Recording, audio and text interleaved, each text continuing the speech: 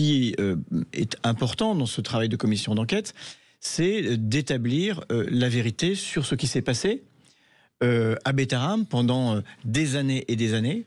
Comment cet immense scandale humain, avec des victimes par dizaines, par centaines, a pu finalement être tenu dans le silence et ne se révéler dans une douleur épouvantable pour les victimes et leurs familles. Donc est-ce que vous estimez que hier François Bayrou a répondu aux questions ? J'ai eu le sentiment, au fond, d'une énorme entreprise d'enfumage. Voilà, je le dis tel que je l'ai ressenti.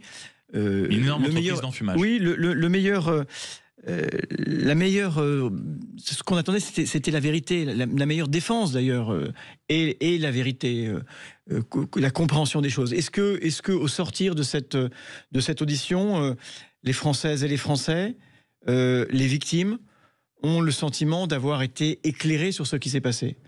Ont-ils eu des éléments supplémentaires de compréhension? Je ne le crois pas. Le Premier ministre a été sur la défensive en permanence. Il a été très agressif.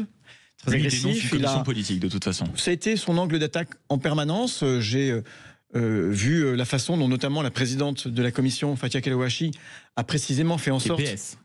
KPS a fait précisément en sorte, avec les deux rapporteurs, d'avoir un travail qui est un travail sérieux. Il y a eu beaucoup d'autres auditions et nous ne devons jamais perdre de vue. Mais alors qu'on comprenne clairement, je vais prendre une phrase qui est issue de votre famille politique, Boris Vallaud. Quand c'est flou, c'est qu'il y a un loup. Est-ce que le loup était François Bayrou? Et s'il n'a pas été convaincant, est-ce que c'est un motif de censure? Je vous pose la question parce que je répète les mots d'Olivier Faure il y a encore 2 jours. S'il avait lui-même couvert l'institution pour la protéger au détriment des élèves, effectivement, il devrait partir. Est-ce que c'est ce que vous demandez ce matin?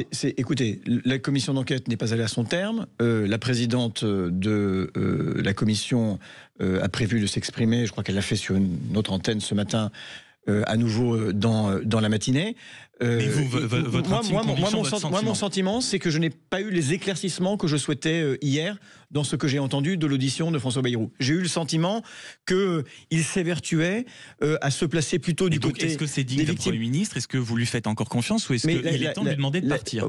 Ça fait longtemps que je considère que François Bayrou n'est pas à la hauteur de ses responsabilités.